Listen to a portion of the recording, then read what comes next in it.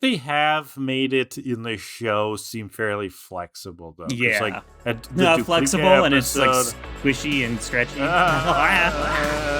Kill me.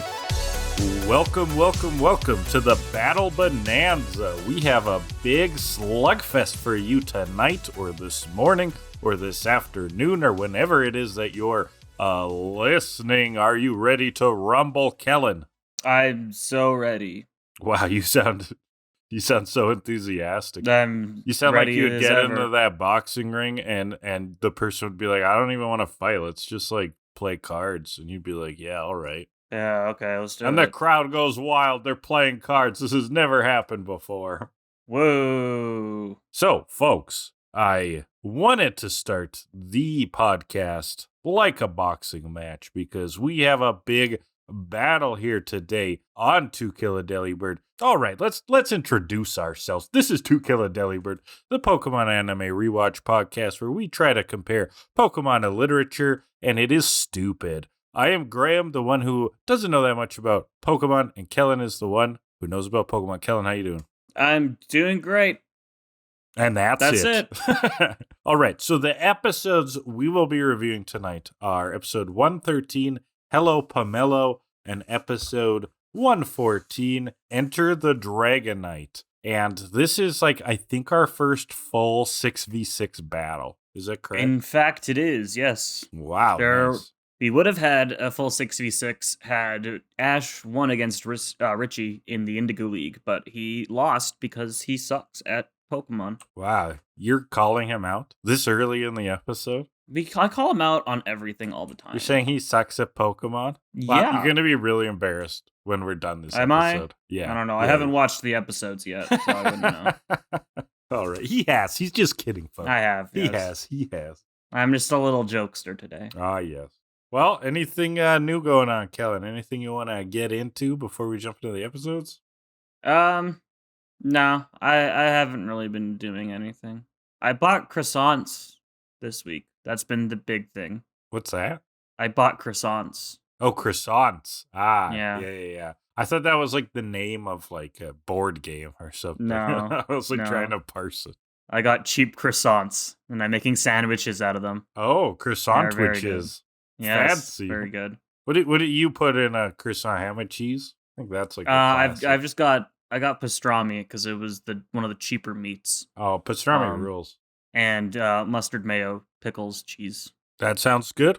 Sounds like a Yeah. good sandwich. Well Solid done. sandwich. Well done. Easy. I made a bunch of appetizers last night for dinner. You ever have appies for dinner? You know, at a restaurant that's popular? I know the concept. I do not do it myself because appies are pricey. I don't either, but I'm sure you've heard the phrase, you just want to share some appies. Yeah. Yeah, that's a phrase. Yeah. So I made a spinach and artichoke dip, and I made some fried spicy fish bites, and then chips and guac and salsa. Give me calamari. I'm always down for some calamari. Yeah, that's one of my favorite too. I'm not gonna try to make that though. Not from scratch, anyways. I would. Loser. Well, I mean, I've bought the frozen one and baked it, Lame. but that doesn't count. Are you seriously calling me out? Have you made Yeah, I'm calamari from always- scratch? Yeah. Really? Yeah. Oh, okay.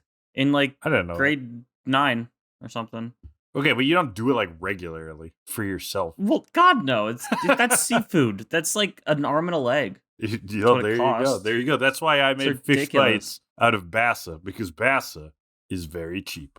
I think I had bassa and it wasn't great. No, that was rockfish. I had rockfish one time and I didn't care for it. Bassa's fine. I mean, bassa's a very it's the most inoffensive fish. It's just a very generic white fish. Yeah. So it's good for in things with a batter or in a spicy sauce or something. Because it's Give me very salmon neutral. any day of It's the very week. neutral. I'll take salmon. Yeah, but I'm all not the gonna time. deep fry salmon.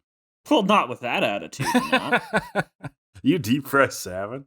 Maybe I would. No, you Maybe wouldn't. it's No, you delicious. wouldn't. You're being far too dogmatic. You're these things are Oh. this way and those things are that way, and that's the way it is. Yep, I live in a very black and white world. What can I Pokemon say? Black and White? Yep, You live it's in a very good game. a Novo? A Nuvo? We love De Novo? Unova. We love Gen 5. What's it called? De Novo? Unova. Denuvo's the name of that anti-lock It's like a piracy laptop. stuff people complain about, isn't it? Is it? I don't know. Or a laptop? Oh, that's Lenovo. Oh, yes. Yeah, nailed There it. you go. Nailed it. I think that's a sufficient amount of completely horrible banter Did you get your banter, for folks? this week. Yeah. Well, I'm excited because these episodes were fun, right? Like, this is like action-packed. It's just a big fight. But we're introduced to this hot dude named Drake. He's got his sleeves cut off. He's like, fuck, I don't have sleeves, right? He's cool. Yeah. Yes. What happened to my shirt? Yeah. What? Oh, my sleeves got ripped off. Oh, don't mind if I Ah. flex. Oh my god, Dragonite. Yeah. Cool character of the week named Drake. And he's in the 2 episodes. So that got me thinking. There's a lot of Drakes, Kellan. There's an awful lot of Drakes. So I decided to rank them. Coming at you, top 10 Drakes. Hit it. Hit it. What we got? Well, number 10, again, I like to start these lists with paying your taxes, the obvious one out of the way. It's the performing artist, musician, whatever you call him, Drake. He started from the bottom, now he's here. Number 10 on a TCAT top 10 list. He can go off of the list. He's a weirdo. Have you ever heard Wii Shop Bling on YouTube? No. They mashed up Hotline Bling or whatever that song is with the Wii Shop theme, and it works way too well. It works really well. Number 9. All right, Sir Francis Drake, the English explorer and privateer, best known for his circumnavigation of the world in a single expedition between 1577 and 1580. See, it's a fun fact. I believe this is the Drake that they named a tribe after in Survivor Pearl Islands. Because it was a pirate-themed season. There you go. And it was the Morgan tribe and the Drake tribe. They also, that would make sense. Yeah. Captain Morgan from the booze, right?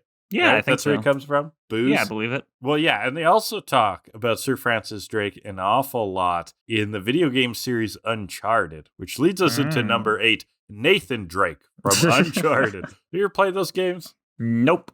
Actually, pretty fun. I mean, they're kind of like marketed as movies that you play, but I think that kind of undersells it, because when I hear that, I'm like, that sounds kind of lame. Wasn't the movie like really bad? Well, the movie's one of those things that makes no sense, because let's break it down, okay? We have the like archaeologist adventurer genre created by Indiana Jones and the Lost Ark. I mean, Raiders of the Lost Ark, right? Yes. And then Naughty Dog goes, what if like the experience of watching that movie was a video game? And then they made Uncharted. So it's basically like Indiana Jones, the video game, but they didn't buy the license. So then making a movie is being like, let's make a movie of a game of a movie. It kind of doesn't serve a purpose. You know what I'm saying? But what does serve a purpose? Number 7, Drake from Advance Wars. Have you ever played Advance Wars? Nope. Oh my God. We have so little things in common. Advance Wars is this like tactical strategy series. The ones I mostly played Game Boy Advance and DS. I think there's a bunch, but the series kind of stopped, unfortunately. Although there is a remake out recently, but yeah, it's just a remake of the Game Boy Advance ones. Anyways, you pick like COs, you pick like commanding officers. And then they like have special abilities and will give your troops abilities. It's like Fire Emblem with less RPG and anime waifu dating and more just like tactics. It's more like hardcore strategy. Anyways, there's a commanding officer named Drake, who's like a guy who's got his like belly spilling out of his shirt. You know, like not to fat shame, because the problem here is just that like, why doesn't he just have a bigger shirt? Like Nintendo gave him clothes that don't fit him. Like that's rude. And they're probably like, "Hey, you can see his belly. Well, just give him a shirt that fits him." It's all they had at the thrift store. Nintendo's a starving indie dev. You have to cut them some slack. They can't give Drake a shirt that fits. Yeah. Yeah, and Drake has like ocean powers. Like I don't know, it's like submarines get Oh, that's fun. Something. Yeah. I've always loved characters with like water powers. They've always been kind of my favorite. Like Poseidon was always the Greek god that stood out to me. Poseidon's a pretty dope Greek god. Yeah. If I'm ranking Greek gods, Poseidon's up there. Finnick in the Hunger Games, one of my favorite characters. That's like a water dude. Yeah, he fights with a trident. And it's Oh, sweet. that is sick. That is sick. I like Aquaman a lot. That's a hot take, probably. I don't know. I don't know like anything about superheroes. So Well, he is like the water superhero. So there Yeah. you go. all I know is that he's the one that everyone jokes on. I know. That's why it's like probably a hot take. But I was actually like read Aquaman comics and the whole bit. Well, you know who else likes number water? 6. You know who else likes water? Me. It's essential for human survival. And I'm a hydro homie. And duck survival. Number 6. A drake can just refer to a species of duck. So number 6 gets drake as in duck. I do like ducks. I know, Ducks we love Psyduck, so like, why not? Yeah, true. Yeah. True. I wonder would love how a duck. performing artist Drake from the 6 feels that he was beaten by a duck. But just like this is also just like the concept of ducks. So they got a lot going here. Well, the concept of ducks is like number 1 in our hearts. Oh yeah, on top of every list. That's true. And duck the food. Kill those bastards and eat them. I don't know if I've ever had duck. Oh, you gotta have Peking duck sometimes. That shit You had is a wild. duck soup at your wedding. Yeah, right? bingo. You've had duck soup. So I have had duck. Yeah. And we're But gonna I've never watch, eaten, like, we're gonna a watch duck duck breast. soup and rate it, right? Because of not Karl Marx, because of Groucho Marx, right? Yeah, but it's on the list behind Cat in the Hat. Yeah. Other things I don't remember. Cat in the Hat and other things. Yeah. And Digimon the first movie. Okay. Yeah. Number 4, Drake University in Des Moines, Iowa, home to the Drake Bulldogs, the school's athletic program, and between 1904 and 1925, Drake Stadium, an outdoor multi-use sports field at Drake University. Sounds fine. Why were they not the Drakes and make them all dragons? Yeah, true. Missed opportunity. That is a missed opportunity. The Drakes, and they're all just Sir Francis Drake. Like they're dressed up as like an old-timey painting. Yes. Number 3, the HMS Drake from 1901. This is the lead ship of her class in armored cruisers built by the Royal Navy around 1900. This is a flagship cruiser in the United Kingdom, Marine, whatever they call their aquatic military. I don't know. The Navy? Oh, I've had a long day. You're right. They're called navies. I was like, what the hell are aquatic militaries called? They're called Water navies. Army. Water Army. Water Army sounds kind of badass, though. It does not at all. Oh, I thought it did. No. Is my Number badass 2. radar broken? Yes, very Hold on, much I so. wanted to tell you some more fun facts about the HMS Drake. So, Okay. it remained in the Grand Fleet until refitted in late 1915. It was transferred for convoy duties. It was eventually torpedoed by German subs off of Northern Ireland in 1917 with the loss of 18 lives. Fascinating. But it still gets number 3. Mm-hmm. Number 2. Well, you kind of spoiled it a little bit, but Drake can mean dragon. Number 2 is the dragon. There is a bit of debate about whether, like, Drake is just, like, a synonym for dragon. It sort of is in a lot of older literature, too. But kind of a more modern take of what a drake is it's like a dragon without wings. So, like, a small kind of dragon, or just any, like, wingless, four-legged dragon. They can look pretty dragons can't fly. Losers. You're mean tonight. You got one of. I'm tired. We're getting vinegar, Kellan. We're getting vinegar, Kellan, tonight. I think you should always do the podcast tired. You come out. I swinging. really should. You come out swinging, delirious. Yeah, but then my whole day is shot if I'm that tired. Well, the listeners don't care. They want good content. It's all for the content. It's all for the content. Maybe if I was getting lump sums of money, then we would make the sacrifice. Lump sums, yes. Lump exactly. sums, yes. All right. What's their number 1? Drake and Josh.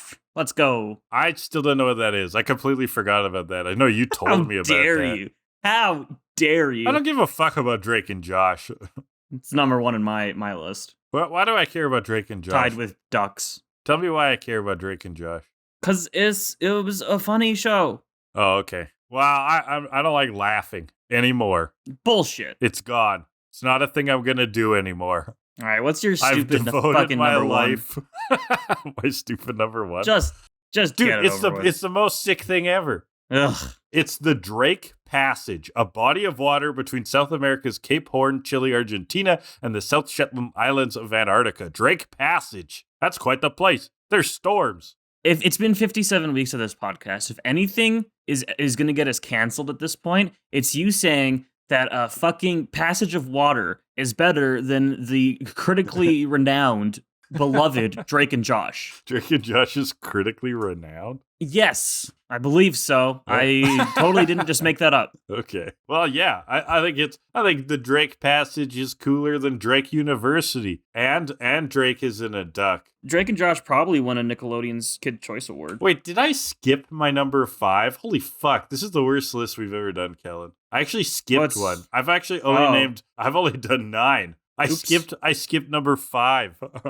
What was it? Number 5, Dr. Drake Ramore from Friends.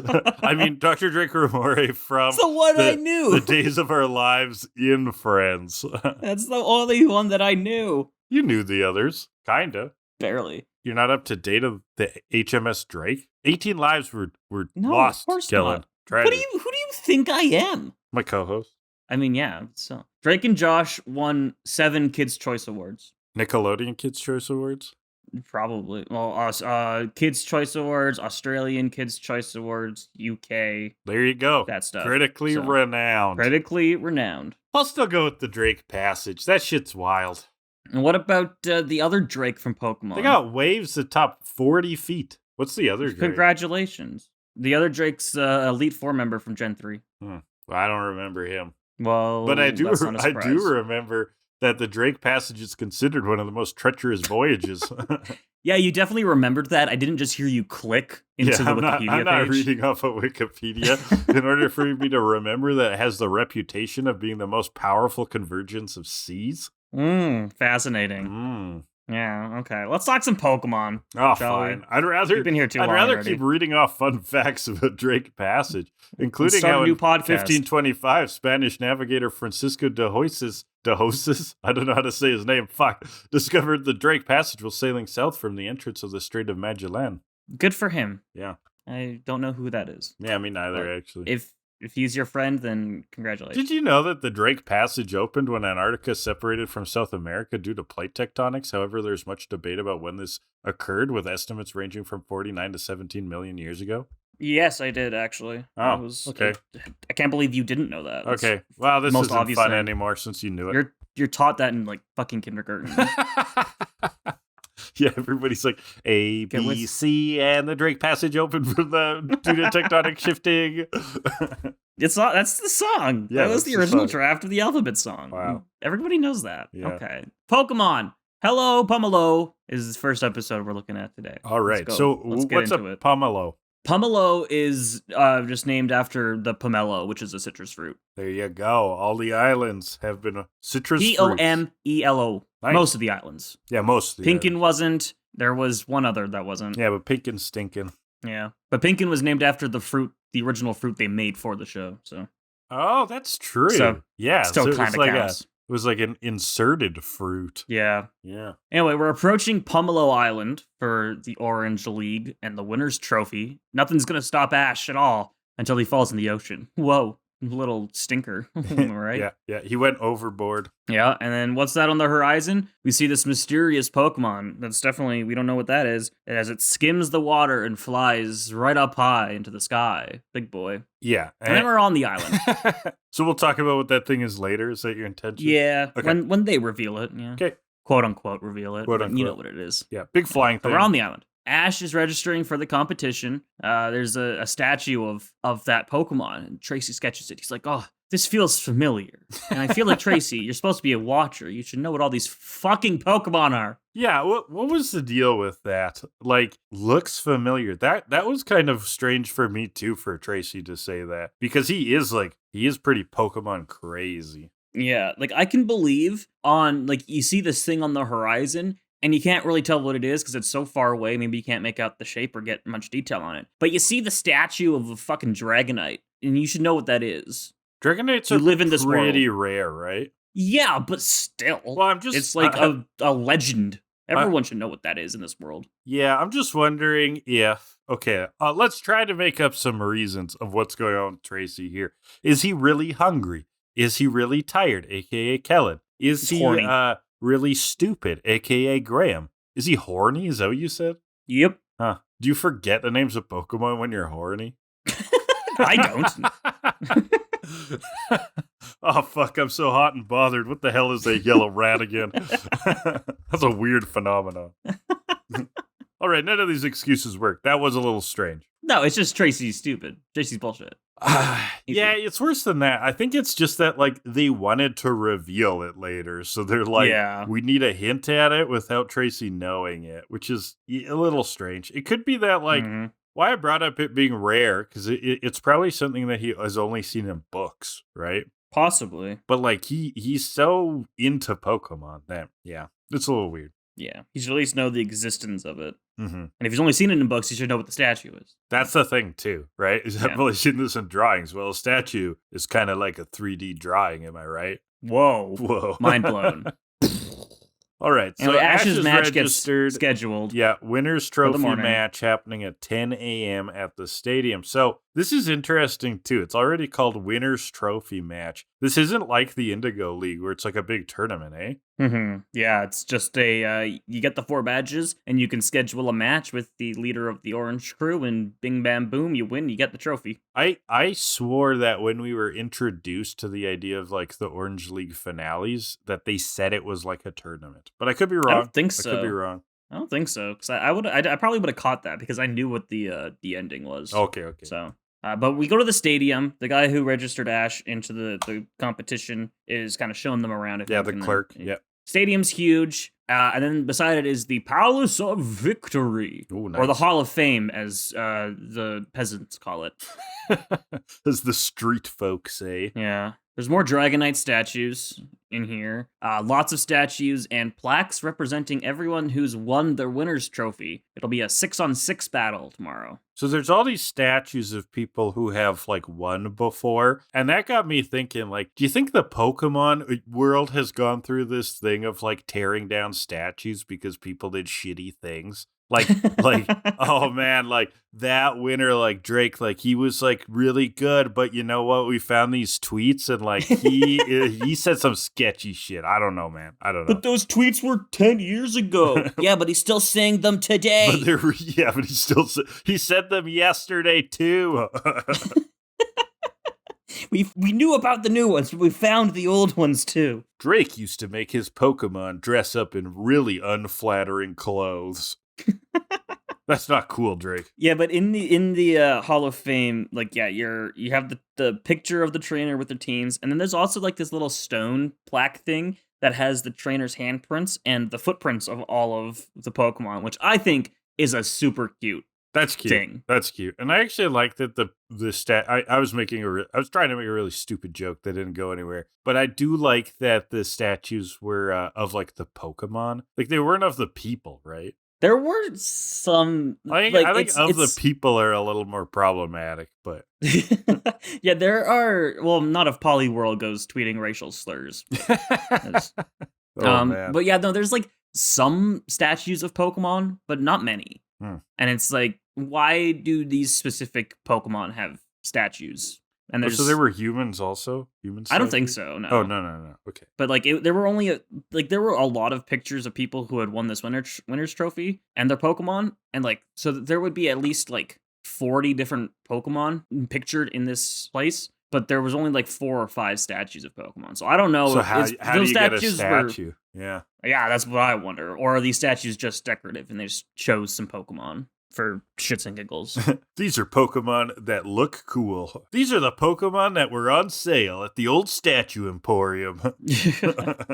So we finally learn the statue is Dragonite. It's modeled after the legendary Dragonite that is said to guard the islands. But the one they saw flying around over the ocean was the gym leader's. Drake has a Dragonite. And this Dragonite is the reason apparently no one has beaten Drake. That's crazy. All right, so let's talk about Dragonite. We saw him flying in. You know, we've met Dragonite before. One of the notable times we've seen a flying animation like that over water is in Pokemon, the first movie, right? Mm-hmm. Yeah. And he looks great when he flies. He is a big orange dragon with like a kind of a cartoonish looking dragon, right? Like big orange and stuff. Big orange friend. Yes. Right. Dragonite's everyone's friend. The deck says he's rare and intelligent. Okay. The deck also makes an interesting claim, Kellan. Says he flies faster than any Pokemon. Now, remember when, what is the big bird called? Pidgeotto? Big Bird. Yeah. He Remember lives when on Sesame Street. Yeah, remember when Big Bird was talking to Oscar the Grouch and was like, I'm the fastest fucking bird on the planet, you trash monster, right? Yeah.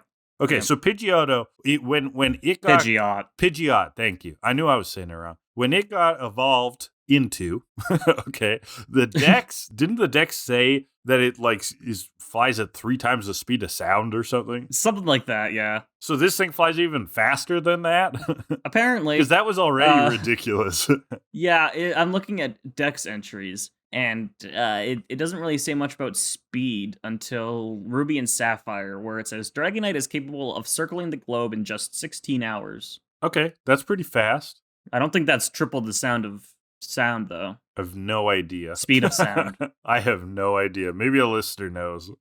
Anyway, that's Dragonite. 16 hours for circumnavigation is fast. That's faster than like a Boeing 747. Yeah, I guess it was like an 8-hour flight to get from Vancouver to Beijing. Yeah. So do that like a few more times. Yeah, 16 hours is above average then. Yeah. Just above average. Just above average for a Boeing 7 for a commercial airliner is what you're comparing it to. Anyway, the combination of all of these people who have won the winner's trophy and the guy saying Drake's never been defeated got me really confused as to the layout of this or the format of this competition. Because like if Drake's never been beaten, how did all these people win the trophy, right? Oh yeah. Well, just like over a long amount of time. Drake hasn't been the only champion. Yeah, right? It's like is it a situation of you overtake the last champion, or did Drake just assume the position once the old champion died or whatever, and then no one's beating the new champion? Or is there like a committee? Or like what? Is there like a hiring committee? We don't know. Honestly, it doesn't say. There's nothing either like, well, okay, we'll have to discuss that later. I don't want to, do you want to spoil what happened? No, we gotta get there. Yeah, we gotta get there. Yeah. So I don't want to, there's some evidence, but whatever. We don't know. I don't think we know. I don't think there's sufficient evidence. No, they don't explain it very well. And so, so we go into the stadium where Drake is hanging out with Dragonite. And he's like, I wonder if there'll ever be someone strong enough to triumph over us. Yeah, he's like that trope of like the villain who is immortal and just wants to be killed. And it's like, why won't someone kill me? That was like Drake's energy here. Damn you, fountain of youth. I said before that he's hot, and I'm going to bring that up again. He's kind of like a babe of a bro. He's got like a cut off biker vest thing. Dark hair, thick hair. Wish I had a hairline like Drake. Yeah, good hair. Got good hair. Yeah. Then there's Team Rocket. They're there. They're like, we want you to prepare for trouble, and I suggest you make it double. Blah, blah, blah. Motto. Surrender now, champ. Prepare to fight. Meowth, that's right. Team Rocket doesn't want the trophy. Drake's like, if you want to fight, you're going to have to schedule a match. They're like, nah, we want... That's so good. We want the Dragonite, bitch. And so Dragonite fires a hyper beam. Hold on. He says we want Dragonite, bitch. And Drake says, you can't be serious. And James goes, deadly serious. Jesse goes, seriously deadly. And Meowth says, either way. And so hyper beam from Dragonite murders them in cold blood. They go blasting off again. I'm a firing my laser, is what the hyper beam looks like. Perfect sell, anybody. Meanwhile, Ash is sending out all of his Pokemon. We learn it's to try and wake up Snorlax. That is the phrase, I choose everybody. Pretty hype. And Snorlax is just sleeping there. All his other Pokemon are like slapping Snorlax in the dick, and he's not moving at all. Just kicking him in the balls. Yeah. Damn, get up. Fuck up, you lazy get motherfucker. Get up, you sturdy sack of Snorlax. So yeah, he's trying to wake up Snorlax. He needs all 6 Pokemon. It's a full battle. It's a full battle. You need 6. So Joy asks him, I guess they're in the center, how long ago it was that Snorlax ate, and Ash was like an hour ago. And Joy is like, ooh. Yeah, he's gonna be asleep for a few days.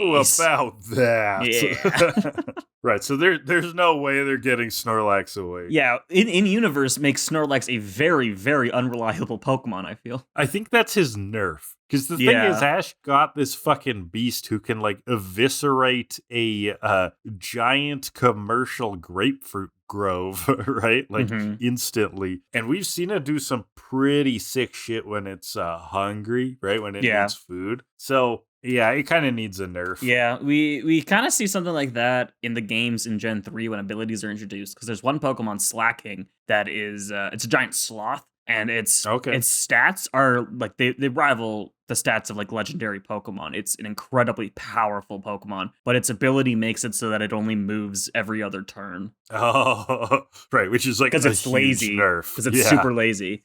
So yeah, it can attack. That's kind of sweet. It can attack, and then it has to take a turn off, and then attack, and then take a turn off, and yeah, it makes it really bad competitively. I'm pretty sure that we used one of those when I played my young nephew in Pokemon cards, because I remember that too. That like you get like a really sick attack, even in the Pokemon cards they did this, and then you have to like you can't attack the next turn. Mm-hmm. Yeah, they do a lot of that kind of stuff. So Snorlax ate an hour ago. Won't wake up for days. Ash is like, what a nightmare. So they call Oak, and Oak recaps the other Pokemon Ash has, because he needs to replace Snorlax then. So I'm gonna read out the options because I like how Oak, phrased the creatures at choice here. We've got Kingler, huge claw, won a crushing victory. We've got Muck, whose amazing bulk that wilted Bellsprout. Or we've got Taurus, Snortin, Stompin, Stampedin, Widen, Wild Bull type. And so Those are the three options. Ash is like, I'm gonna go with Tauros, even though I've never used him before. Right, and Misty's surprised. She's like, Tauros? Okay. But this is really cute, because Kingler, Muck, and Tauros all join Oak in the frame. I just thought that was a really cute little moment. Yeah, they like Oak. Man, he does a good job. Who doesn't like Oak? Like, let's be real. Oak's great. Other pursuists of Delia. Nah, I think they still respect Oak. Yeah, you still respect him. Professor's got game. Yeah. And so, Ash picks Tauros. Tauros immediately starts going, moo, moo, like a cow. It's great. He's wonderful sound. Ash has like 100 Tauros too, right? 30, yeah. 30, okay. So he could stock his deep freeze, if you know what I'm saying. That's what I was thinking. Like he's like, well, maybe Krabby and Muck worked out for me. A little beginner's luck couldn't be too bad. And it's like, with that logic, Ash, you should just put 6 Tauros on your team. Just use them all. That's true. No, I was thinking about how he's got so many Tauros he could eat some of them, Kellan. Stock your deep freeze. Yeah, that's true. You don't need 30 Tauros. Yeah, but I like Tauros. I don't want to eat a Tauros. Kellan, they definitely eat Tauros. Shut up. Don't tell me that. They can eat Farfetch'd. Farfetch'd sucks. But I like Tauros. Oh, just because he sucks in battle? Oh, Tauros is good in game? Tauros is pretty good, yeah. Oh, sweet. Farfetch'd is ass, though. That's why they eat him, because he sucks so bad. He has no other use. Aw, but he's such a cool duck. Fuck him. Oh, fuck the duck. Oh, get out of here, Farfetch'd. Oh, you are mean tonight. Oh. Anyway, he swaps Snorlax out for Tauros, who Tauros is in a regular Pokeball, even though Ash in the Safari Zone episode, you caught Tauros in a Safari Ball. Well, he did go through the whole transfer mechanism. Curious. Well, no, they transferred the ball, not the Pokemon like between balls. Yeah, but you don't know what. I'm just wondering if like Oak maybe did some transferring there. Well, then that is not up to Oak. That is not okay. It's not? No, it's you can't make those kind of decisions for Ash Oak. Oh, okay. Well, like maybe that's how he stores Pokemon at his place, though. It's like they got better Pokeballs that are like more luxurious. I think Pokeballs are pretty regulation. Yeah, exactly. But a Safari Ball, no, same concept as a Pokeball. That is the cheap ass one. Anyway, Team Rocket are moping along the beach. They hear about the challenge tomorrow. Someone on the street says they finally found a challenger. But like then I remembered when Ash was registering, the guy who was registering him was like, "Oh, another one of you, huh?" As if there were a lot of challengers. Yeah. Which is it, Joe? The tone kind of shifted here. Yeah. I agree to it being like rare that somebody fights. But it felt like people were fighting all the time before. Yeah. And when we first heard about it even, it just felt like more people would be fighting here. But it's like, suddenly it's rare. Yeah, apparently, Drake gets a challenge every like 3 months. How much does he get paid for that? That's what I want to know. Do they get paid? I imagine. I know. I just want to learn so much more about the economy. Or is Drake like making coffee in his this is a hobby. He's just a barista. Yeah. Well, that's why it was like the minimum next wage day, because like when they showed up at first, he like, needs Drake to get the was time on off. Yeah. He needs to get to his boss. Like, I gotta tell the Starbucks. Yeah. I'm a kind of a world renowned Pokemon trainer. I kind of need tomorrow off for a battle. And he's I'm like, kinda like "Ugh, the best. well, if you can find someone to replace your shift, you can go, but I don't know. It's That's gonna be exactly tricky." what happened. Yeah. Yeah. His boss was like, I care about coffee, not Pokemon. Yeah. So it's the next day. Drake and Ash enter the stadium. They shake hands. Drake is like twice the size of Ash. Yeah, he's got One Piece height here. Yeah. It's going to be 6-on-6, and a field change will occur once a trainer loses 3 Pokemon, and Drake may not switch Pokemon mid-fight, but Ash is free to do so whenever. Yeah, so it's actually like Challenger kind of pro advantage. Challenger. Yeah. Yeah, challenger advantage, exactly. And as Team Rocket watch in the standing room only on the televisions. They're watching, they see Ash. I think this is where they learn that. Yeah. Oh, it's the twerp. That's the Challenger. Oh my god. So we're going to be on a rock and water field to start off the battle. Right, so mostly rock, but with like a little pond area, kind of. We even get the electric guitar gym theme coming in to start this off. It's got me hyped. So Drake's going to start off with Ditto as his first Pokemon. This will leave a good impression. Yeah, he's got a lot of puns. Oh, yeah. Drake rules. So Ditto comes out. He starts flexing, which was a wonderful animation. Loved that from Ditto. Yeah, Ditto flexing. That is good. So Ash is going to start off with who other? It's going to be Pikachu, of course. All right. We started off hot. Ditto transforms, as it's the only thing Ditto can do. Pikachu goes for the Thunder. Ditto kind of shakes it off. Thunder's right back. Pikachu also shakes it off. There is an announcer during all of these matches who is quite eloquent. High flying, high voltage Thunder attack, but Ditto's taking every jolt and every volt. So they both go for a Thunder Shock now, which is just a weaker Thunder. So I don't know why they do that. But they go for it, and the Thunder Shocks meet. The rocks they're standing on crumble, and this seems to be a strategy from Drake, as Ditto's able to bounce around on the falling rocks, while Pikachu hits the ground with a pretty big thud. We've got a potent pair of Pokemon pouring on the power. He struggles to get back up. Misty suggests switching Pokemon, but Ash is like, no, Ditto will just keep transforming, which is not how Ditto works in the game. Oh, really? Yeah, Ditto gets to transform, and then it stays that way until it's knocked out. Oh, interesting. I think if you were to revive it mid-fight, you would be able to transform again. I think they have made it in the show seem fairly flexible, though. Yeah. It's like flexible episode, and it's like squishy and stretchy. Kill me. They did show in the Duplica episode, I think it was transforming all the time. Yeah. And sometimes it was turning into people and stuff. So. Yeah. It's one of those creative liberties that the anime takes. Yeah. The announcer's telling us, though, that some challengers never get past this phase because, like, they just lose their cool so much. Like, seeing like, a clone Pokemon destroy their Pokemon is just, like, it fucks with their brain. Well, I mean, if someone transformed into, like, your dad and started, like, they're killing you, that would be pretty fucked up, too. I know, and it makes you think about Ditto, that's, like, kind of, like, sci-fi horror crazy talk. Yeah, this is actually the premiere of Black Mirror. They should do a Black Mirror episode with Dittos. So Ash says, they can copy Pikachu, but there's nothing like the real thing. And so, I mean, sure, Ash. Ditto goes for agility. Thunderbolt from Pikachu. Ditto dodges it quickly. Thunders. Pikachu drops down, absorbs it in his tail. And then we get a quick attack from both sides. They whoosh, connect mid-air. Shocking tail. Pikachu jumps up, charges his tail, and whacks Ditto with it into fainting. Ditto is out. That's a new move. Electric tail. That was different. You can copy attacks, but you can't change basic physical attributes, is what Tracy says. So, like, this Pikachu's just tougher. Which is technically not true to the games, because Ditto copies the Pokemon's stats. Oh, there you go. Yeah, not only copies the moves, but Tracy, stats as you well. fuck. Tracy. The only stat it doesn't copy is health, but all of its other stats copies the other Pokemon to the exact number. Tracy, you're full of shit this episode. Really is. You're letting us down. He's been full of shit all season, let's be real. Except when he's talking about feet. Yes, very true. Right? Tracy's a foot guy? Yeah, I believe it. Check out previous episodes of the podcast. I believe we covered that, yeah. So Drake's next choice is going to be Onyx. Big rock snake. We know Onyx. Oh, yeah, he has a pun here, too. He says, I'm going to rock you. Go Onyx. Okay. Rock me like a hurricane. Ash calls Pikachu back. He's going to go with Squirtle next. Aha. Pikachu kind of cheers him on, which I thought was super cute. That was really cute. Pikachu like thumbs up. Yeah. Now Drake is like, well, that's what I thought you would do. Pick a water type. That's kind of interesting. It's almost like Onyx is quad weak to water. Almost like that's a good choice. Sounds like that's a good choice. Yes.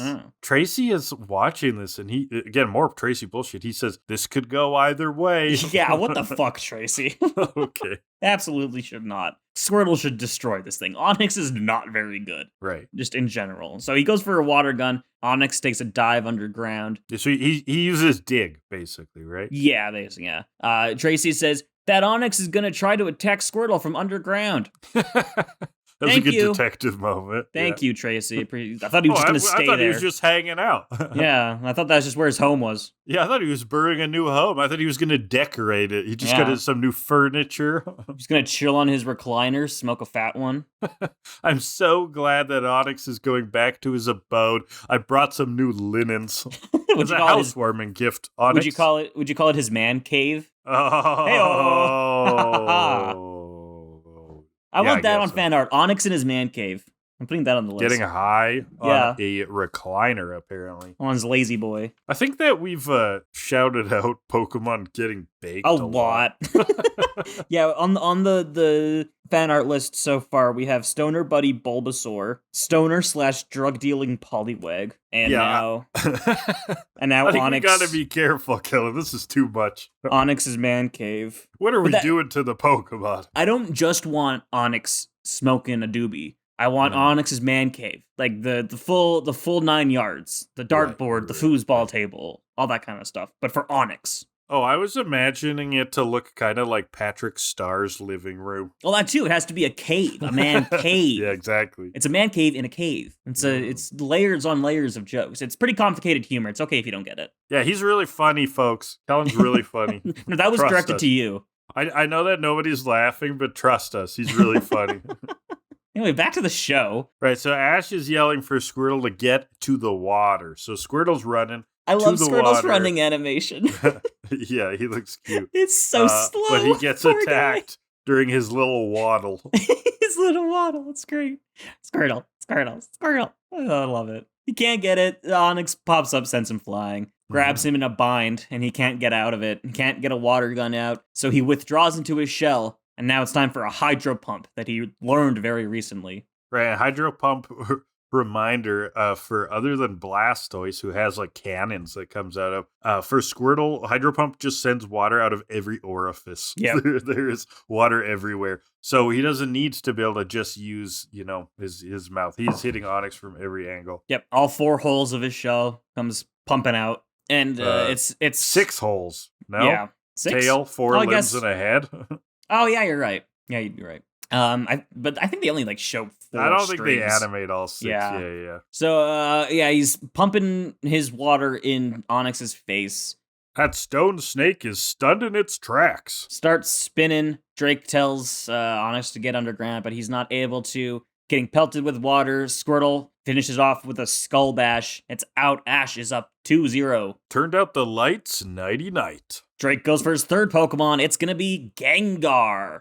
You don't stand a ghost of a chance, he says. Aha. He recalls Squirtle. His next choice, Ash doesn't have anything specifically good against Gengar, but he goes with Tauros. I believe the line here, I think this is still the narrator says, or the announcer, says, unbelievable. Unbelievable. But in this, Drake says, I knew he'd slip up eventually, which, Drake, that's Tauros is a fine Pokemon. What are you talking about? Okay, is he a good matchup, though? Because what I thought that meant, is Tauros, normal type, though, and normal attacks can't hurt Gengar? Yeah, but Tauros is also capable of learning, Earthquake, which would be super effective. Right. So there you go. And that's kind of the moves that we see, but... Yeah, a lot of normal types have very diverse move pools, and... Oh, okay. Tauros does learn Earthquake. I'm just pulling up its Gen 1 data. It can learn Ice Beam, Blizzard, Thunderbolt, Earthquake, Fire Blast. It can learn all kinds of shit. Okay, so that is a pretty cool choice. I think that Drake was maybe thinking like me. Drake actually didn't know that much about Tauros. He was just normal. I gotta go. That's better. Can't hit me. But yeah, but Ghost can also not hit normal. So. Oh my god. Goes it's both bad ways. for everyone. Bad for everybody. Ghost can't hit normal? No, never happened. Ghost moves? Yeah. Oh wow. Okay. Crazy. Get with the program. That's what I'm doing on the podcast. 25 years. Oh, I didn't remember. Anyway, Ash goes straight for the fissure attack, which fissure is supposed to be a one-hit KO move in the games, but it's very inaccurate. It starts shaking the stadium. The fissure is heading straight for Gengar. Here it looks more like, what's his name? Terry Bogard's attack. What the hell that thing is called? Are you okay? Know what I'm talking about? Yeah. The fissure is heading straight for him. He jumps, though. And apparently now that Gengar's in the air, ground attacks are useless in the air. But, I mean... Power Wave. It's called Power Wave, the move. Yes. But they always hit flying types with ground moves because they feel like it. So, whatever. Yeah. He goes for a Confuse Ray. Ooh. Tauros starts running right into the rocks because he's confused. Right. Poor He's so Tauros. confused. Oh. So Ash recalls him. He just stampeding. Like, he could be killing Simba's dad. You know what I'm saying? Ew. So Ash goes for... Lapras. He thinks maybe an Ice Beam will work. I don't know why specifically Ice Beam, but okay. I mean, sure. He was just like going through the beams in his head. He's like, we got Bubble Beam, we got Ice Beam. Ice Beam sounds okay. Yeah, let's do that. Lapras, go. Solar Beam. Solar Beam would be good too. No, it would be resisted. What? Why? Because Gengar's part poison. Oh, I didn't know that. Yes, you did. We've been over that. Well, I forgot it. It's the reason why Gengar is weak to Psychic. I don't keep the Pokemon types in my head all the time. We've been over it multiple times. It's the reason Gengar is weak to Psychic types. I got you with me. You'll always be there to remind me. Isn't that sweet? I can't keep doing this, Graham. Yeah, you can. You're so good at it. It's mentally taxing. You're fine. This is the hardest thing you do. Anyway, so Lapras is out, swimming around in the little pond. Gengar goes for Hypnosis. Lapras takes a dive to avoid it. Mm-hmm. Goes for a water gun right to the face. And then getting to Gengar. And then Gengar goes for a Nightshade. Ash says, use an Ice Beam, quickly! And they fire them off. They collide. Kaboom! Massive explosion. And we get a cliffhanger. Who will be standing when the smoke clears? This is cool. This doesn't happen that often. A good old next time on Dragon Ball Z, who is alive? And that is the episode. All right. So for literary hours, we're trying to compare it to something from a book. I'm not going to pick a particularly refined book, but the Star Wars Legends books, the novelization, particularly of Revenge of the Sith. So I'm thinking actually about a trope earlier in the episode, the Ditto trope, right? But this idea of that Tracy and Ash were trying to get at, kind of articulated poorly, where the copy is a cheaper version than the original. That the original has some essence that you can't get just by copying. And in the Star Wars Legends Revenge of the Sith novelization, we've got General Grievous, who is a master of lightsaber combat, but the idea is he is a computer and his brain analyzes opponents, okay? So he actually has a version in the novelization itself. He's like absorbed Mace Windu's unique style of fighting, but Obi-Wan has like worked with Mace Windu before, and he actually knows like the counter, so it actually doesn't work because Grievous can't be as adaptive. He's just using like the moves statically kind of, and Obi-Wan kind of uses that to his downfall. So the copy is not as good as the original. Yeah. Okay. So I've got one in Sonic Adventure 2. Oh, nice. When Sonic first, or not first actually, the second time, the first fight between Sonic and Shadow, and Shadow says, "That blue hedgehog again, of all places." Sonic goes, "I found you, faker." And then Shadow goes, "Faker, I think you're the fake hedgehog around here. You're comparing yourself to me. Ha! You're not even good enough to be my fake." And then Sonic interrupts him and goes, "I'll make you eat those words." And that's my literary hour. Thank you. That was incredible. Okay. You know what? Sonic and Shadow have been on my mind because recently they announced like a new version of Sonic Generations, which is legit a good Sonic game. I still gotta play that. I've had it for years. 360 I think it's pretty good. I liked it. I mean, it's kind of a nostalgia bait, right? Because it's like old locations, like and levels redone and cool soundtrack. But I mean, it's just fun. It's just a fun game. So they're making a new version where they're like slapping on like a shadow campaign, and it's like remastered. So like, I think it looks fun. But shout me out in the comments if you would watch Sonic Generations on Twitch, because maybe I'll stream it then. I've been meaning to get to it for a long time, and it sounds like a fun one to stream. It's not too long. Yeah. Anyway, yeah, that's a great scene from Sonic Adventure too. Everyone loves it. I love Sonic Adventure. When it shows up at like GDQ, everyone in the audience recites the scene as it's going on. It's just a classic. Everyone, really, it's amazing. Yeah, it's so funny. That's great. I'll make you eat those words. I mean, that is true. Like, Shadow is like kind of a clone, right? It's an edgelord, yeah. Yeah. No, but he's kind of a clone of Sonic, right? He's the ultimate life form. Yeah, the ultimate life form. But then it turns out, but he's not, but he kind of is. But there's like the bio thing, and then they're flying in space, and they're Super Saiyans, and it's playing like the best butt rock ever. It's like, live and learn. Live and learn. I love that song. Shadow's the ultimate life form. The giant lizard was like the prototype ultimate life form. Oh, right. Yeah, I think you're right. Yeah. It's like bio lizard. We'll recap Sonic Adventure 2 if you later. That'll be a special podcast. Yeah, are we gonna do video games? Treat it like a movie. Yeah. That'd be kind of funny. And do for it too. Silly Pikachu moments. He wasn't in this one. Yeah, shit. Yeah. Well, speaking of four-part, this is the plastic ping pong pitcher of objective rankings. We are now going to pull 2 categories at random and rank that episode based on them. What do we got for categories, Kellan? First category for Hello Pummelo will be the animation.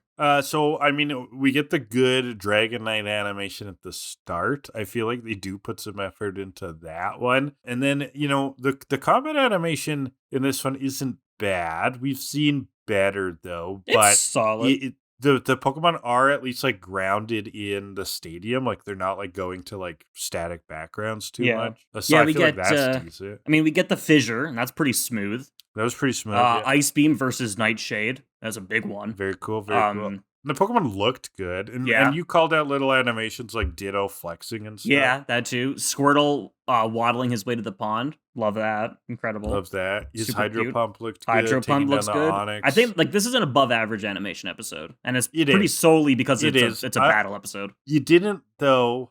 How do I word this? Okay, these were all good moments. There's nothing in my head that was like, this is like a 10 or anything, though. So I don't think it's like top. I don't think it's like the best we'll see either. But it's definitely above average. This is like a 7.3 for me. I'm going to go 7.5. 7.5. That's a 7.4. Easy for animation. Second category. The power of friendship. Aw. Well, I'm sad we don't get that on the next one. Yeah. Because there's a bit more explicit power of friendship. But, I mean, this one is still Ash working together with his Pokemon, so... Pikachu cheering on Squirtle. Oh, adorable. Pikachu cheering on Squirtle is a great power of friendship moment, you're right. But it's not... You know, power of friendship for me in a shonen anime is all about when they explicitly call it out, or it, like, the power of friendship, like, does something. You know, they're like, it's like, why didn't our attack work? The power of friendship. That pesky power of friendship. So always ruining our plans. I'm not going higher than a 6. Yeah. I'll just meet you at 6. All right. Easy. 666, number of the beast. And between that and 7.4, it is a 6.7 for Hello Pummelo. Okay, not bad. If you just asked me to rank that episode whole, I'd probably go 7.5. Yeah, something like that. It's pretty good. It's pretty good. So let's get into episode 114, Enter the Dragonite. Possibly my favorite episode name so far, just because it sounds like a T-Cat episode name. We should maybe just name this episode Enter the Dragonite. Now that's lazy. I'm just throwing it out there. But it is extremely lazy. It is so lazy, right? But it's just good. What about when things are lazy and good? Not everything needs effort. Yeah, but we do good things too. Like we need to do the good pun. We do the good. Yeah. We work. We're a professional podcast, right? Not by definition, not technically, but we bring professionalism. Correct. Yes, sure. So I was going to enter the Dragonite, and this is kind of a question for both episodes here, because it crosses over. But who's becoming a regular question giver? Tristan wants to know about the physics between an ice beam and a nightshade. What causes that explosion? What's that about? What it causes about explosion? Oh, I like this question a lot. Yeah, see, my answer is I have no fucking idea, because nightshade is a supernatural phenomenon that we have no basis of in the real world. I was going to ask you about what is a nightshade. I have no idea. Like, someone has to tell me what this thing is. It's like a ghost beam. Yeah, it's like light. Like a beam of darkness. Yeah. Right. I think it's like a beam of spookiness. It's like a spooky beam. A spooky beam. It's an ice beam, and that creates an explosion. Actually, no, I think there is something there. So you're right. It's supernatural. It's otherworldly. Okay. So is this night and ice hitting, or is this just otherworldliness hitting worldliness? Ice is something like grounded in this world, night is not, and this has created an explosion because basically the boundaries of the universe has met, both outside and inside, and they went, this doesn't make any sense, and exploded. It's like trying to divide by zero. It did divide by zero, yes. And when that happens, why not just have an explosion? Yeah, I'm good with that answer. That's good. Sounds good to me. The actual physics, though, it would just have to do with, like, there's too much energy, right? So I'm, like, wondering if beams of all sorts explode when they're pumped into each other. Yeah, Gengar's just out there regularly splitting the atom. Gengar, destroyer of... I am become Gengar, destroyer of worlds. Thank you. You're better at remembering everything. That's not true, but okay. I just said better. I didn't say good. Anyway, so the smoke finally clears from the explosion. Who has won, Kellan? Nobody. Gengar and Lapras are both down. Both down. Lapras hurt. Gengar also. It is 3-1 for Ash now. All right. So this is the first time the challengers knocked out 3 Pokemon in a row, we hear. So this is the first time that they've had a field change for Drake? Crazy. No, because, I guess 4 Drake. But if 3 of the other person's it goes Pokemon, either way. yeah. Right, yeah. right. So field change, they're going to have to adapt. And Drake says this creepily thing to this Pokeball around his neck. He's like, you're the only strategy I need. Really putting all your eggs in one basket, Drake, huh? Oh, yeah. So, it's time for a break then while the field changes. Ash and Pikachu do some stretches. Pikachu's doing some stretches. It's adorable. I love it. It's very adorable. Team Rocket have found seats in the stands. They're watching. They're waiting for Ash to tire the Dragonite out, and then they'll swoop in for the steal. James is kind of like, I like that James is actually more positive towards Ash and companions lately. He's kind of like, wow, Ash is actually not so bad. And just is like, he's not so great. And then James is like, well, why do we never beat him then? So it's going to be a sandy desert field on this one, which very good that Lapras is already out of the game because she wouldn't have been able to do anything here. There's no water. It's not very fair. Oh, sorry. The other thing I wanted to call out about the Team Rocket scene is for some reason during it, Meowth is, what's the word? He's like... filing his nails. Filing his nails, thank you. His claws, for some reason, Meowth is filing his claws, and he says something about, like, why are you getting a manicure? And he says, it's a Meowth-a-cure. Yeah, if James were getting it, it would be a manicure. But for me, it's a Meowth-a-cure. There you go. So, sandy desert field. Right. We're going to continue the battle. Drake's going to go for Venusaur. Now, Ash has admittedly been getting a little smarter sometimes, choosing proper type advantages. So, obviously, he's going to go for Charizard in this situation. Fire and flying are good against the grass type that is Venusaur. So logically, Ash goes for fucking Tauros. Yeah, that's okay. I was watching this with Shauna, and I also said, like, he's going to use Charizard. Why didn't he use Charizard? And she just, like, thought maybe, like, he's saving him. And that's kind of what it felt like. This is the obvious place to put Charizard. Is a good choice, right? Yeah. So yeah, Venusaur versus Tauros, I guess. So Ash goes for the fissure again. This is like the only fucking move that Ash knows. Yeah, it's only when he remembers. Yeah. But Tauros gets stuck in the sand. He can't launch the fissure. It's too soft. And in the meantime, Venusaur starts charging a solar beam, to which Tracy very helpfully says, stop it while it's absorbing energy. Oh, I thought I was going to wait until my Tauros gets... I was just going to wait and take it right on the face. Fucking blasted. Yeah. Yeah. So Tauros goes for a takedown. He hits Venusaur, but he can't, like, run like move it because the sand is too soft. He can't get any ground on this thing. Solar Beam is almost ready, so Ash has Tauros launch Venusaur in the air, but Venusaur flips around, launches the Solar Beam back at Tauros. That was sick. It was pretty cool. But Tauros gets right back up. He's not out of it yet. Charges in, tries to get that charge into Venusaur, but Venusaur's vines are going all over the place, hits him away. So he goes for another one, another takedown, finally sends Venusaur flying, knocking it out. Venusaur's out. Through his whips. So 4 Pokemon down for Drake. 4-1. And so Drake's next Pokemon is Electabuzz. Yes, Electabuzz Richard Nixon. We've met him before. The atmosphere here is charged, folks. Tauros gets a break. Ash goes for Bulbasaur in this slot. So I really I wrote down a sweet sentence. I like how the announcer says this here. The question is, will Ash stick to the beefy battler, or is Tauros too tuckered to unplug Electabuzz? Is he? Well, we'll find out. Yes, he's too tired. That's too what tired, yeah. Tracy says. So Ash changes him for Bulbasaur, like you said, because grass types mow down electricity. That's like what somebody says there. What? Why? Yeah. Is it true? He says grass types can mow down electric types in competition. Not entirely true, but grass does resist electricity. So not awful choice. Yeah, it's out of his Pokemon, it's probably the best choice. Okay, honestly, because Squirtle, Charizard, Lapras are all weak. Yeah. Pikachu resists electricity but won't be able to do much back. And Tauros is a neutral matchup both ways. Okay, so not a bad choice. I mean, if Tauros could get a fissure off, it would be a good choice, but the sand is making that complicated. The damn sand. No. So Electabuzz versus Bulbasaur. Yeah, Ash says your Electabuzz ass is grass and Bulbasaur is the lawnmower. That's what he said. That's exactly what he says. Yeah. So it goes for a Thunder Shock Electabuzz. Bulbasaur just kind of shrugs it off. Goes for a Razor Leaf. It slightly bothers Electabuzz. You know, the leaves are a thing. Thunder Tackle, Thunder Punch. Bulbasaur's out already. Yeah, Bulbasaur down. Short circuits the bulb. Has this crowd buzzing.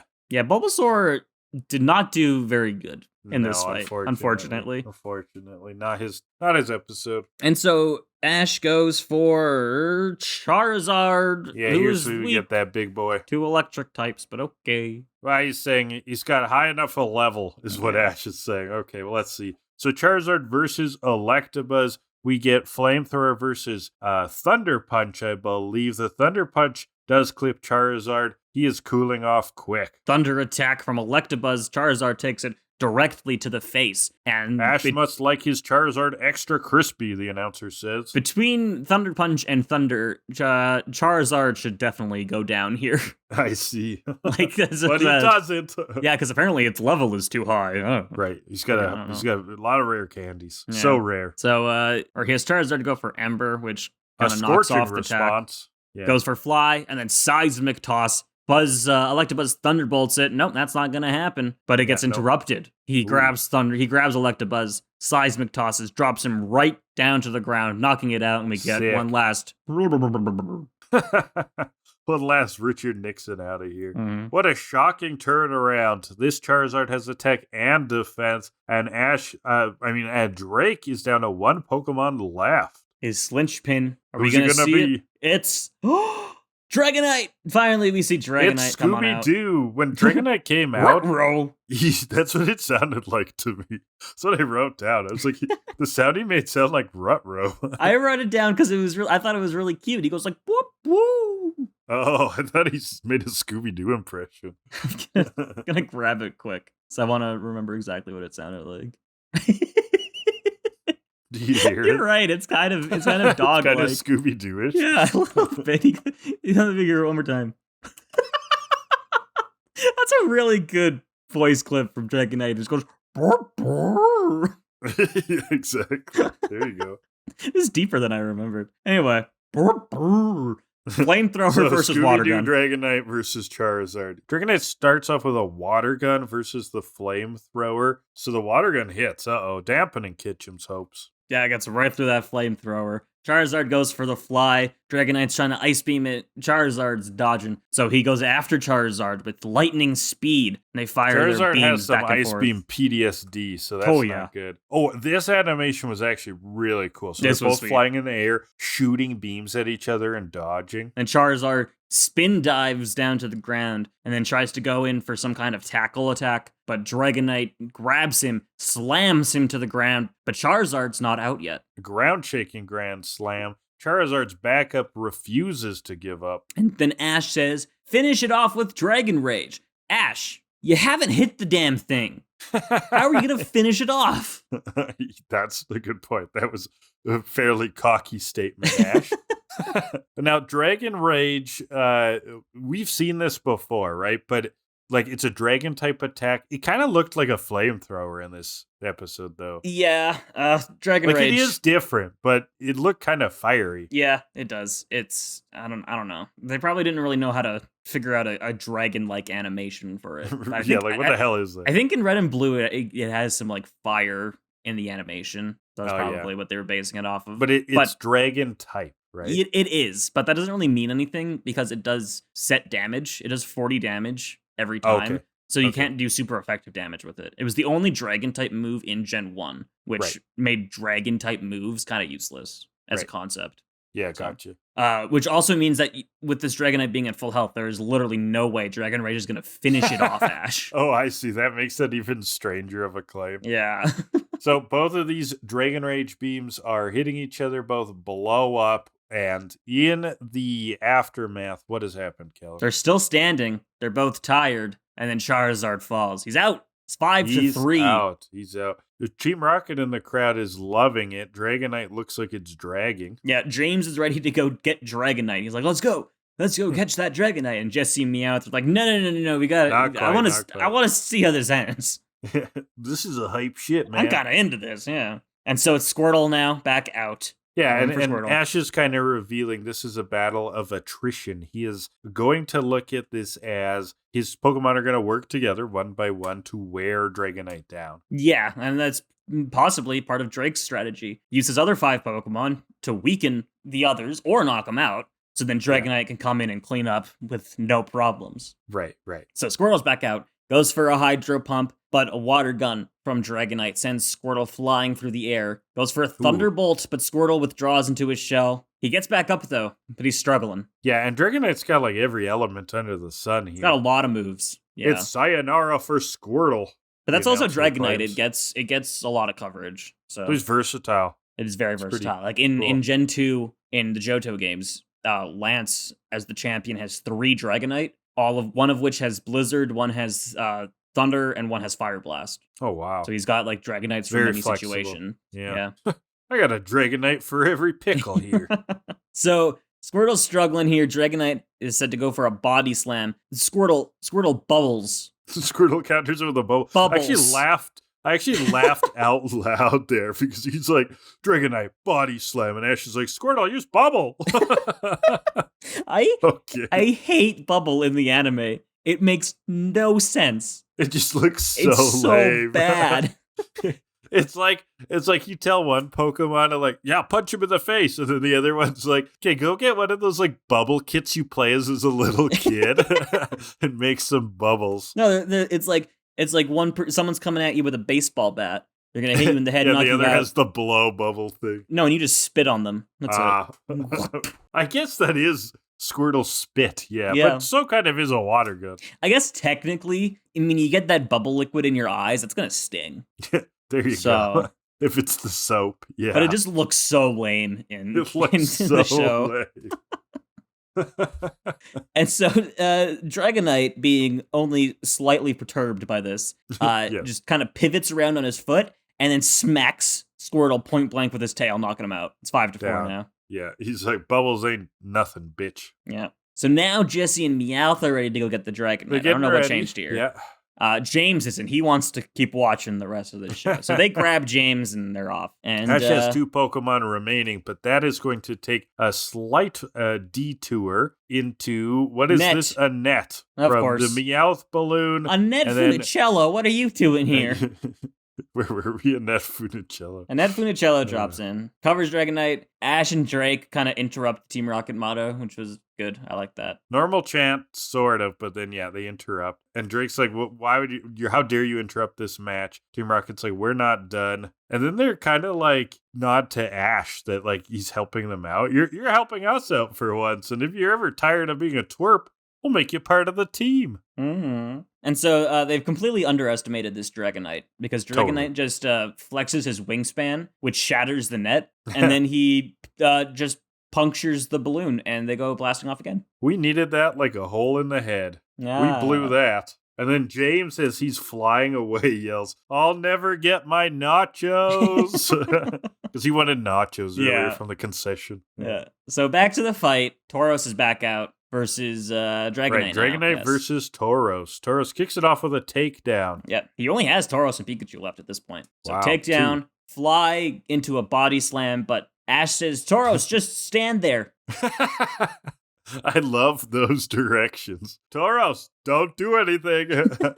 So he takes the direct hit, but now they go into this thing where apparently the sand can act as a cushion. Yeah. And like Tauros is able to brace it even though he has no footing because the sand absorbs the hit. Yeah, and when the dust clears, Tauros has Dragonite in its horns. Wow, sick. Stuck. And so Tauros launches Dragonite to the ground, thud. But Dragonite gets up, thunder attack, Tauros goes down immediately, and all of a sudden Stopped it is in tracks by a full throttle thunder attack. And all of a sudden it is 5-5. This decides it all. Pikachu versus Dragonite. And Pikachu's looking amped on the sidelines. He's doing this really cool animation, like cute animation where he's like getting into it, you know? And so we get some good music that pops on. I didn't even recognize it. It was a fun track. Agility we go for. Dragonite, though, smacks him with his tail, goes flying into the air. Sends Pikachu flying. The announcer says, has it recharged its batteries after battle with Ditto, or is it running low on power to defeat this Dragonite? And so Dragonite starts charging a Hyper Beam.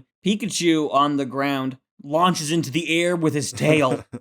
And we get the electric guitar gym theme rips in. As this is so Pikachu good. is soaring above the beam with this like big, crazy, insane look on his face. That's basically like, I'm flying through the air and I'm going to rip his fucking face off. Get ready, Dragonite. You're going to fucking die tonight. Like, he just shoved something up his nose, right? Yeah. And now he's flying through the air. Like, he's so into it. He did a line during the break. Well, not a full line. Like, it was right in the... It was something quicker, you know, is what I'm getting at. But yes, exactly. He is just rattling on uppers. So he sails through the air, lands on Dragonite's head. He's holding on for dear life like it's a mechanical bull. Or a real bull. Like he was on Team Rocket's helicopter. Yeah. Right on the what the hell is you're right on the windshield. Right on the windshield, staring death in the eye. And they say that Dragonite's eyes really are the windshield of its head. And so, on his head, Pikachu goes for a thunder, which lights up the stadium. Finally, Dragonite's able to shake Pikachu off. Huge thunder, yeah. He's still standing. They stare each other down. They're both exhausted. And finally, in a bright shot, everything's bright, but the Pokemon are dark. Dragonite falls. Ash is won. Whoa. You know what? I was not expecting him to win. I thought you might think that, actually. You thought I might think...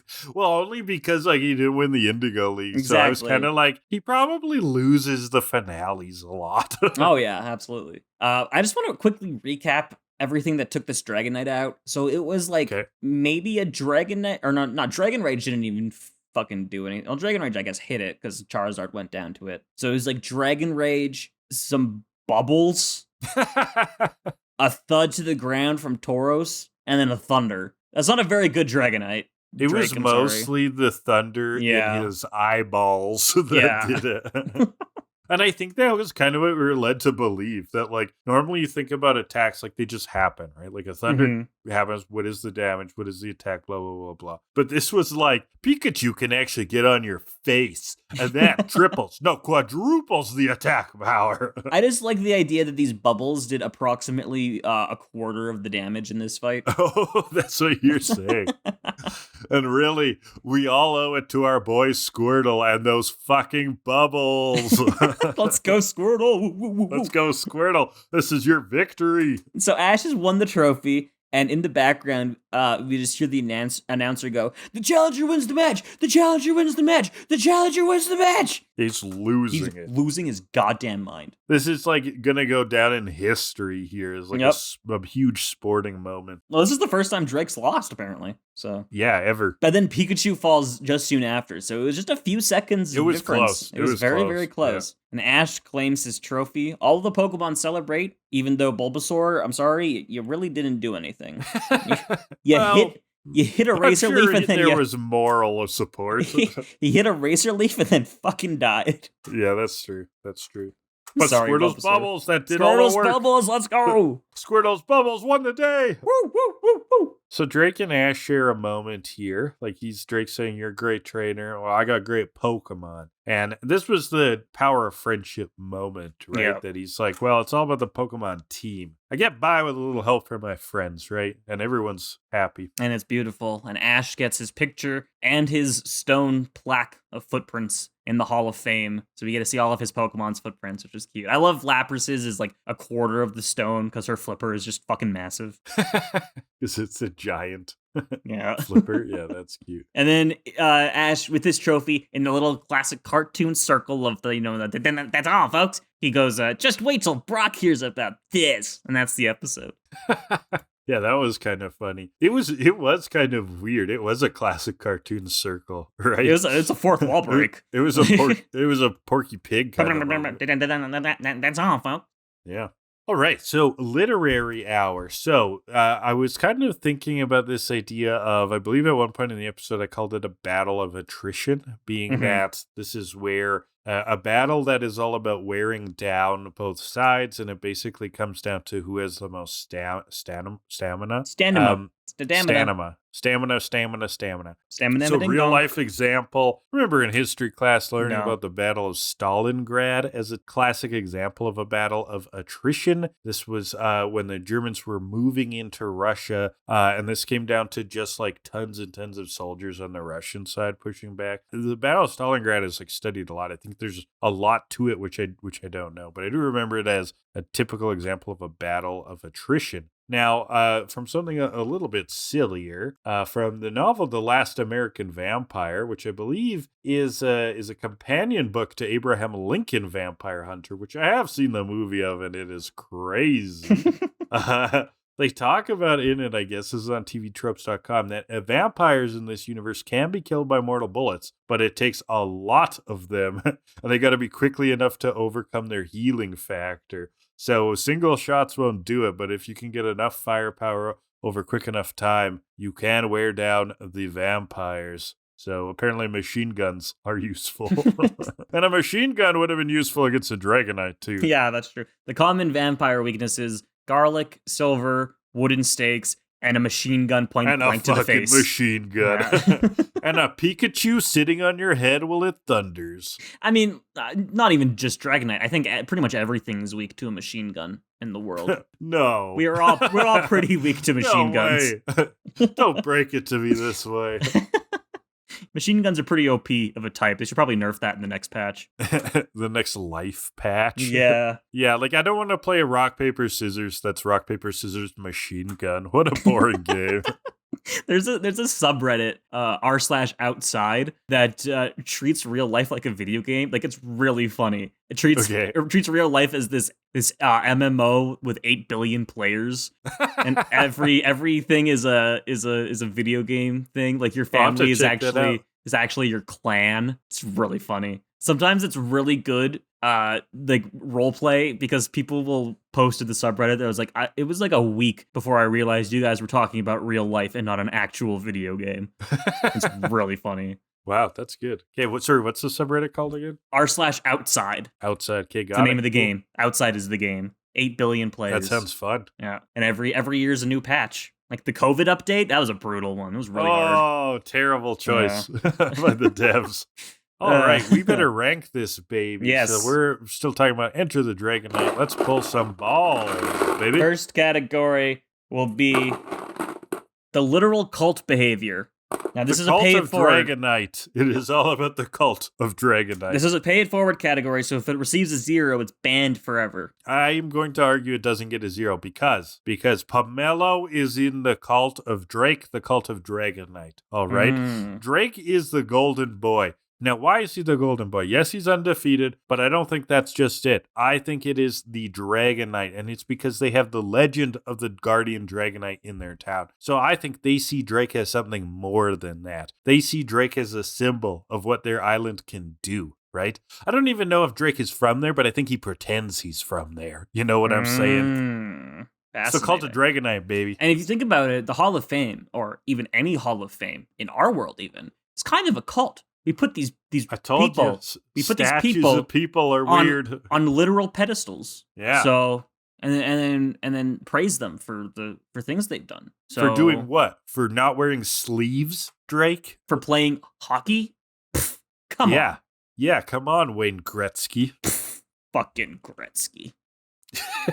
You can quote me on that. Fucking Gretzky. TCAT episode 57. Okay.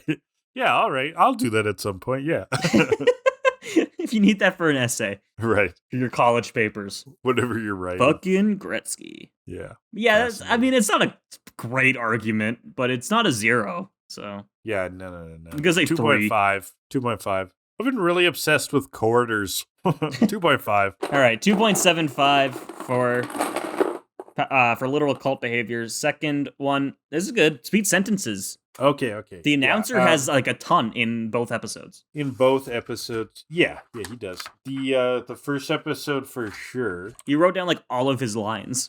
I did like the announcer a lot. Yeah, I'm just gonna go through again and see what jumps out. Unfortunately, Drake didn't have any this episode because he only had Dragonite. Oh yeah, that was before. That was in the first episode. Well, so I like meowth cure instead of manicure. Okay, here's a sweet sentence. The question is, will Ash stick to the beefy battler, or is Tauros too tuckered to unplug Electabuzz? That's nice. That's a good one. That's nice. Grass types mow down electric. Yeah. Yeah. Okay, whatever. Your Electabuzz's ass is grass and Bulbasaur's the that lawnmower. was a sweet sentence. Yeah. Okay, Charizard cooling off quick. Ash must like his Charizard extra crispy. Scorching response. What else do I got? Oh, this beautiful sweet sentence from Dragonite. Rutro. God, the water gun dampening Ketchum's hopes. I'm still going. Ground shaking grand slam. You're right, I did really like this announcer. Dragonite looks like it's dragging from James. Sayonara for Squirtle. Brawny battler. Tough turtle type. I'm still going. There's a lot there. We needed that like a hole in the head. I'll never get my nachos. That's the sweetest sentence of all. Okay, here's a beautiful one. Tauros, just stand there. I'll think about that always. Stopped in its tracks by full throttle thunder attacks. As it recharged its batteries after battle with Ditto, or is it running too low on power to defeat Dragonite? Stop that, Pikachu. There you go. And just wait until Brock hears about this. That was like the whole episode. I'm going to go with... That was every line of dialogue. Yeah, pretty much. I'm going to go with 6.75. Okay, I did like the announcer a lot. By the amount I read off, you'd think I would be giving this like a monstrously high score. It's not as quite as playful as some of the other sweet sentences, or it doesn't really take me down weird kind of avenues. It's just like solid announcership, and it is really fun. And when I watch an episode like this, maybe other people are like, and kids especially are like, I would love to be a Pokemon trainer. You know what I think when I see an episode like this? I would love to be a Pokemon announcer. That is the funnest job ever. You just like think of puns and yell them excitedly. That sounds like a blast. So I like that stuff. It doesn't really open up anything new for me, so I'm not going full score, but I'm going to go all the way to an 8. I'm going to go an 8. Okay. Yeah, I think it is good. Well, that is a 7.375 for sweet sentences, and a 2.75 is a 5.0625 for Enter the Dragonite, which is a little low of what I would just give it. Wait, where'd you get a 2? I didn't. The 2.75 from literal cult behavior. Right. Yeah. Gotcha. Okay. Yeah, that's a little lower than I would have given it to. But yeah. But that's it for this cult week. Behavior for you. Yep. Well, speaking of cult behavior, let's acknowledge the fans. Just kidding. But we do Praise see us. TCAD as a cult. Yeah, I'm down for that. Raise us up. Statues, please. Shout us out in the comments. That's right. So you can leave comments on the Hydroleech YouTube channel. That is where podcast episodes with screenshots are posted. And also listen to the audio-only versions, Spotify, etc., wherever fine podcasts are downloaded. So you can also send us questions, comments, etc., To Kill A Delibird at gmail.com. We also have a Twitter, To Kill A Delibird. Kellan's on TikTok, Hydra Leeches, doing a Pokemon Error series. And he's also twitching on Twitch. Yeah, Twitch is the more fun channel. one. Come hang out on Twitch. Don't hang out on TikTok. I would prefer Twitch. Thank you. But your TikTok's doing well. Yeah, but I hate TikTok. So yeah, but you don't get a pick. It does well, but I don't have to like it. That's true. But yeah, Twitch. And you were talking about twitching something. What? I've been doing Bloons lately. Bloons Tower Defense 6. Tower Defense 6. Yeah. That's some hot shit. That's been fun. Why do those monkeys hate those balloons so much? The balloons are invading their territory. They have every right to defend themselves. That's true. So anyway, you want to know what we're doing next week? I do. What episodes? Are we talking about episodes? Yes, we are. We're talking about 2 more episodes. Now, I usually use Bulbapedia for my Japanese translations because they have it just right on there. But Bulbapedia is down as of when we're recording this. So I'm popping the Japanese names into Google Translate and hoping for the best. This is going to be wild.